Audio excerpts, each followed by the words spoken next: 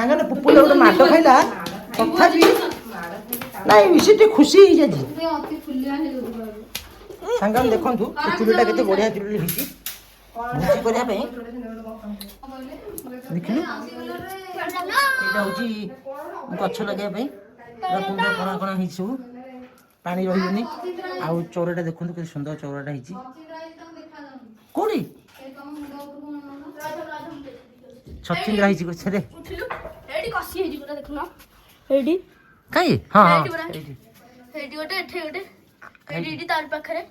ଆଉ କାଇଁ ଏଇଟା ଗୋଟେ ଛଚିନ୍ଦ୍ରା ଆଉ ଗୋଟେ ଦେଖାଯାଉନି ୟାର ଏଇଠି ପୁରା ତା ସିଧାରେ ଦେଖୁନ। ହଁ ଏଇଠି ଗୋଟେ ହେଇଛି ଛଚିନ୍ଦ୍ରା ହେଇଛି।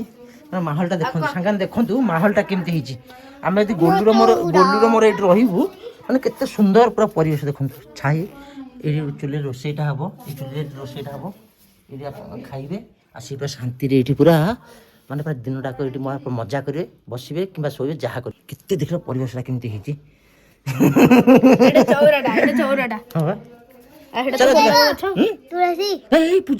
ପୂଜା ଗଛରୁ ଛିଡ଼ାନ୍ତିନି। ସାଙ୍ଗମାନେ ବର୍ତ୍ତମାନ ଟାଇମ୍ 2ଟା ହେଲାଣି ଚାଲନ୍ତୁ ଖାଇଦେବା କାରଣ ସମସ୍ତଙ୍କୁ ବହୁତ ଭୋକ ଲାଗିଲାଣି।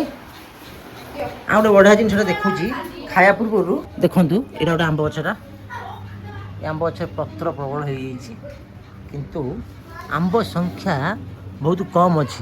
ନା ଅଛି ଆରେ ଏଇ ଦିପର ଆମ୍ବ ଏଇଠି ଦେଖନ୍ତୁ ଗୋଟେ ଆମ୍ବ ହେଇଛି। ହଁ ଆରେ ଏଇଠି ଗୋଟେ ଆମ୍ବ ଦେଖନ୍ତୁ ଆମ୍ବ ହେଇଛି। ହଁ ହେଇଛି ପତ୍ର ହେଇଛି ମୁଁ ଆମ୍ବ ତା ଭିତରେ ସବୁ ରହିଯାଇଛି ଜଣାପଡ଼ୁନଥିଲା।